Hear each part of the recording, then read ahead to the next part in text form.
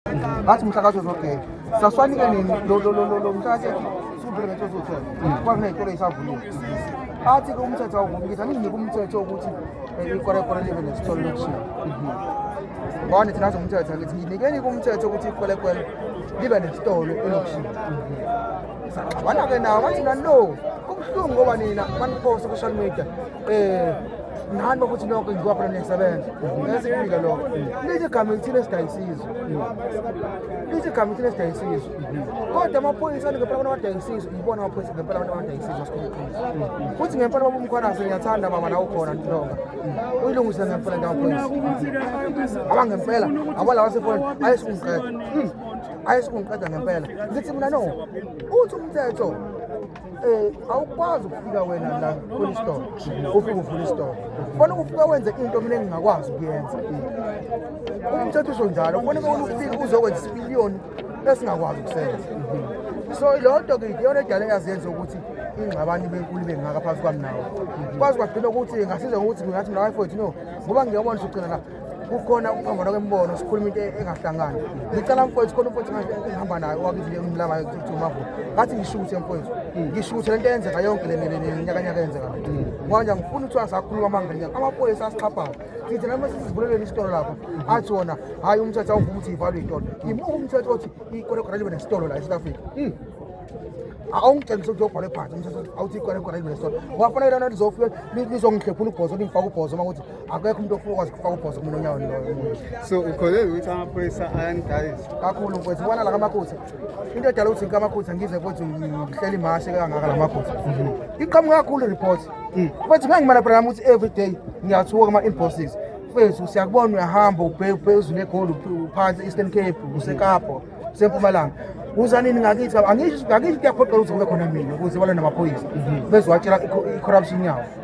but ngoba ngubuso ngusengubuso kusakulinye isayidi ngiyafika ingasekhaya fanele ngizolekelela sizolwa ngazwili ngithi abahamba ngakubhika iphoyisa lamakhosi buka manje akekho bafika ngala umphathi isipesi wakhona lokhu akekho abantu sebethuka bathuka bacishe bashaya amaphoyisa amanye ngakhuza ngathi ngeke yenzeke lento phambi kokuso baba ngoba isigcino kuzoboshwa mina ngihlela imashi ngeke kuboshwe wonke umuntu sesivala nje mfazi ogcwele ngiyathanda ngoba uke wayithinta eyokuthuka kwenu esigamekweni sa3 million awuphawule kuyona mfowethu bona ngumuntu ongavamile ukwenza ama-interviews yabo kodwa ke ngeke ngiphawule kakhulu kodwa engizokusho wafa ngizokusho okuncane uma uthi ngino3 million ngabe ngimile kanje angina bodyguard anginalutho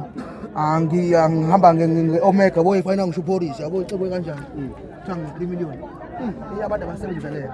and abantu abakhuluma lonto Christmas umuntu okuzombona kwimashi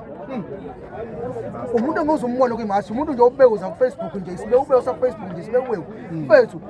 makuthiwa khona u3 million ikhona into engabe ngibeka la ngizona nomphakathi basho abona kwisibak basithuka abantu bathi uzobabona bazoyeka amamashi izolo ngibambe imashi namhlanje ngibambe manje kuthiwa khona enye imashi ngayibamba kusasa ngisemzimba umkhulu izolo namhlanje ngila makukhona enye ngayibamba kusasa nje 3 million sazoyeka uve 3 million ngazi ngo3 million wayimina enye into engizoyisho anginanhlangano mina ngina-political party angiseki muntu nje mina ngoba basidakela but into engizoyikhuluma iyodwa abona mangafika ubaba umsholozi ubaba bamdala mina ngizala ikhehla ngazala ikhehla mina ngimxhawule ngenhlonipho makufika isigcino ngisho ngabe mfethu simzonda ngana ngoba vele siyamzonda siyaminyanya lo simenyanyayo amagama abantu abophisa lezi zinto angwabizi kodwa kufanele ngimxhawule ngoba ubaba uyangixhawulisa ngixhawule hawu sengixhawula imali ukhona umuntu ohlala egugushaka noKarabhe kwemali madodana banisila ngempela ukhona umuntu ohlala egugushaka noKarabhe kwemali abantu abasebenza lento baye ukuphawula nje mfethu ngabe ufuna itrend siyazi bani abantu abafuna itrend but itrend nakuyona nombani seyahola ke so thine phela bafuna ukuyitrend yabo but ke konke emhlungu kakhulu mfethu ukuthi kudike ukuthi asidayisa umbuso masidayisa umbuso silande nesitradini makuthithi nina nikhohla amaphoyisa badevele amaphoyisa lawa ke ngoba mfethu into efuna ukuklarisa sizoyibiza i-media briefing ngizoyibiza ke mina yale mbumbulu mangithathe umbumbulu kusuka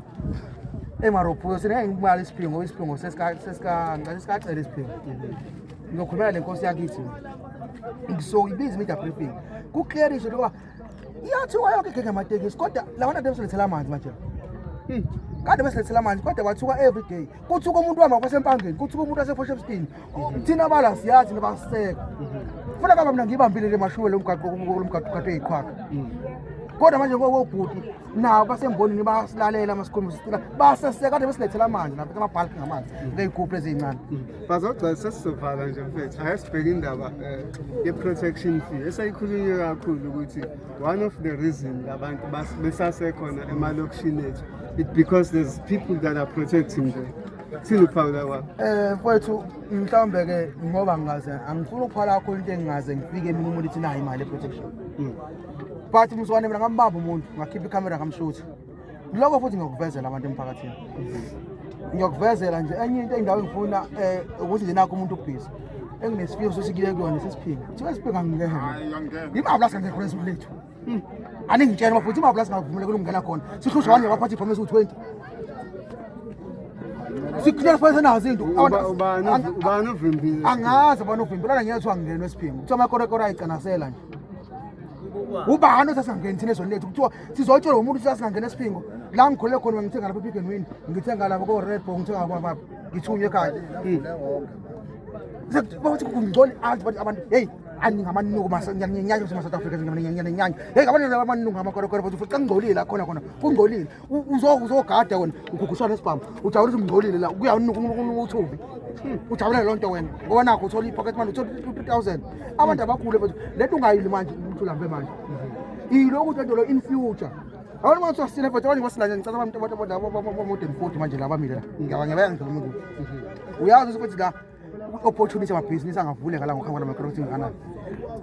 uyakwazi lo abantu abangabuki ukuthi mina ngihola 3000 ngokuthi ngiphathe isibhamu se-security ngigada abantu ukuthi esiluthe asikwazi ukuthi thina saba imashe egoli mfethu ngangiqala umdurane siba amavi awu-5 egoli amahostela wonke khona amahostela awu-12 ayiphuma wonke ngingabali umphakathi ohlala emafletini sibambe ngiba ngitshela ithe imahle sahlukana sadolana sonke manje sifuna umtshela singaluthi isiphingo sincane njalo igoli singaphindwa ngayo igoli angitshela umsesha abasuke kumasha athi nayi imashi phethwe yimina ayakho umuntu ozolutha asiphiki mfethu ngiyasiyekisa inkampani yamasekuzokugaga kodwa ingasixhaphazi singabantu thina siyanyanyana kufika manje kwenyanya kuthina siyabonga mfethu sibonga kakhulu bafowethu nonke nje siyiphathe kahle into ekade ishiwe ubhutufele emntwini siyenze ngendlela ngempela amaveni abantu amaveni siyakuthutha ukudla bo sima ukuthi bathi asebona warehouse yabo la bekho khona mase bekuthatha ngamabhonini bakucela khona sihlangene la ukuthi suthi akungabi imali kuphela ezohloniphayo iToba ihloniphi amasomala wahloniphi iNigeria ihloniphi amazibona nahambile bandla suthi imali kuphela esihloniphile ne-embassy yakhona uhulumeni umuthi ayihulumeni uyasixhaphaza ngiyanenyanya ama-South Africans hayi siyabonga kakhulu by Friday angabi khona umuntu oyikhole khona amakhosi